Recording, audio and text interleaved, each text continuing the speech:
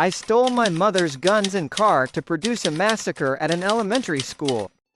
Hi everyone, I'm Adam Lanza, and I want to share my story. On the morning of December 14, 2012, at the age of 20, I walked into my mother's room, shot her 4 times in the head, stole her guns and her car, and drove to the town's elementary school. When I arrived, I pulled out one of the guns, a rifle capable of firing 45 rounds per minute, and fired the first shots at a glass near the school gate. My mother and I lived in Sandy Hook, 8 miles from the elementary school.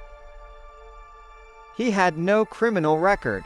I had access to guns through my mother, who was described as a gun enthusiast, owning at least a dozen firearms. My mother frequently took my brother and me to the local shooting range, where we learned to shoot. My parents were divorced and my father said he doesn't think my mother would have feared me.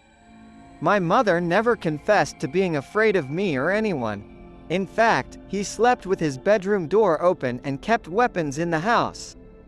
I attended Sandy Hook Elementary School for 4.5 years.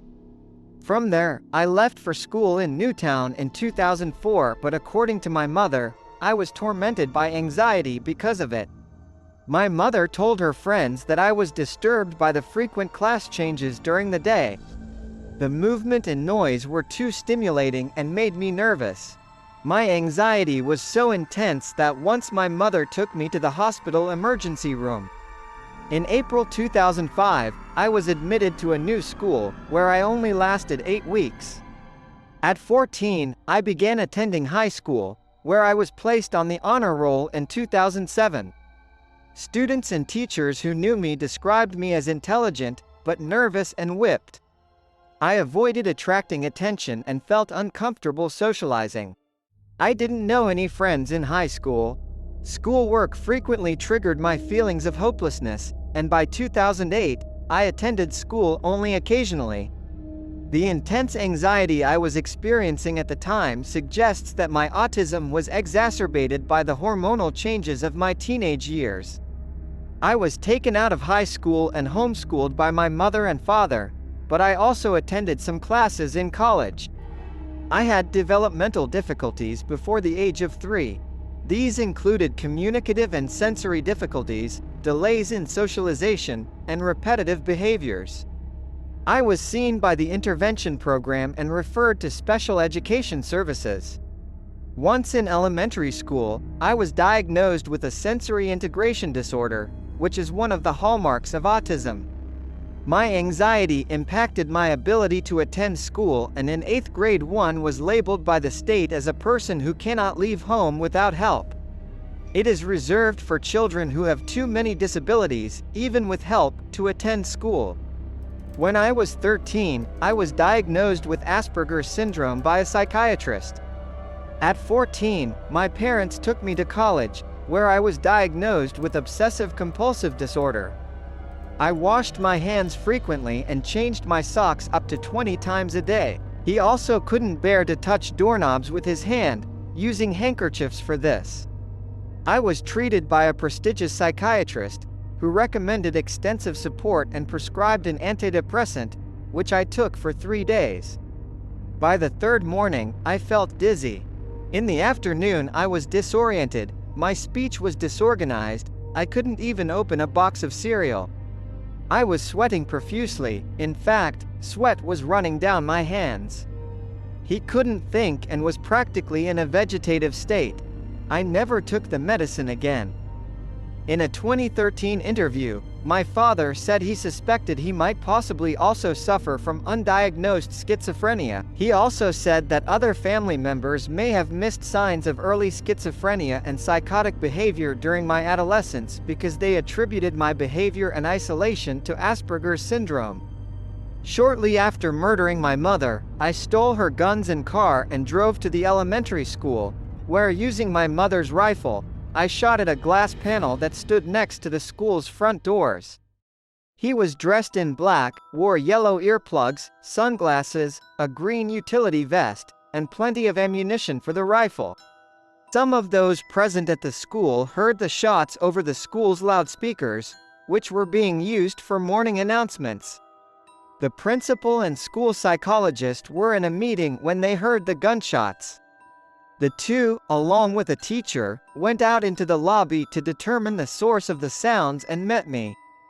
The three women shouted, "Shooter, there is a shooter," which alerted their companions and potentially saved their lives. I immediately killed two of them, while the other was shot twice. Then I walked into a first-grade classroom where a substitute teacher took her students to the end of the room and was trying to hide them in a bathroom when I entered the classroom. I proceeded to kill the teacher and 15 students. 14 of the children died at that scene. An injured child was taken to hospital but was later pronounced dead. Most of the teachers and students were found huddled in the bathroom. There are some inconsistencies about the order of events. According to some sources, the teacher had hidden some of her students in a closet or a bathroom, while other students hid under desks. I walked to the end of the room, saw the children, and shot them. Other reports, given by the father of a survivor, indicated that the teacher had sent the children to the end of the room and that they were sitting on the floor when I entered. According to this version, I looked at the occupants of the room, aimed at a child, but did not shoot him. A first-grade teacher hid 14 students in a bathroom and obstructed the door, keeping the children quiet. I passed through the door of the living room, but did not enter when I saw a piece of black paper covering the glass of the door. Since I thought the room was empty, library workers hid 18 children in a place used for simulation alerts. Since a library door could not be locked, they had the children crawl into a basement, where they obstructed the door. Not seeing or hearing anyone else, I decided to take my own life with a fatal shot to the head. Police said there was a shooting at Sandy Hook Elementary School, but by the time they wanted to get there, they only heard one last shot, which was the one with which I took my own life. I shot myself in the front of the head with a pistol in classroom number 10. The police did not fire any shots.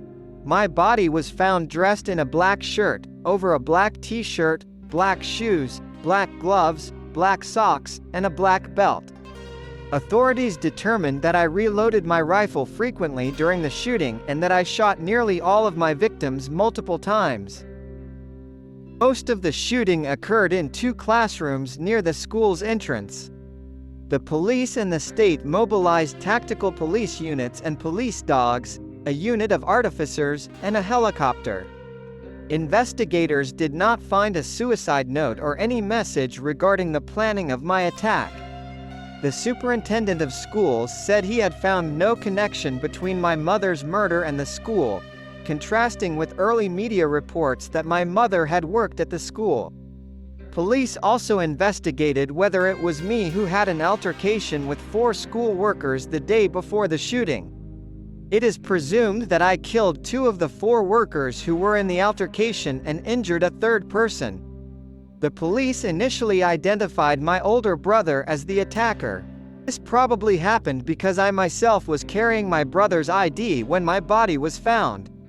The researchers evaluated my body, looking for drugs or medications through toxicology testing. They subjected my corpse to DNA tests.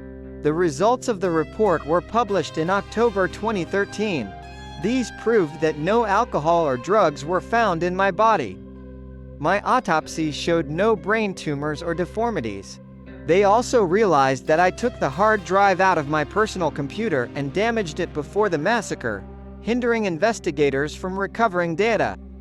Police believe I was able to extensively investigate previous shootings. Police discovered he had downloaded videos about the Columbine massacre, other shootings, and 2 videos of gun suicides. There was an offices meeting during the week of March 11, 2013. An article published on March 17, 2013 in a prestigious newspaper provided more information about this meeting. The state attorney's final report, which summarizes the investigation, was released on November 25, 2013. He concluded that I had acted alone and that the case was closed. The report noted that he had a good familiarity with guns and an obsession with mass killings, especially the Columbine massacre.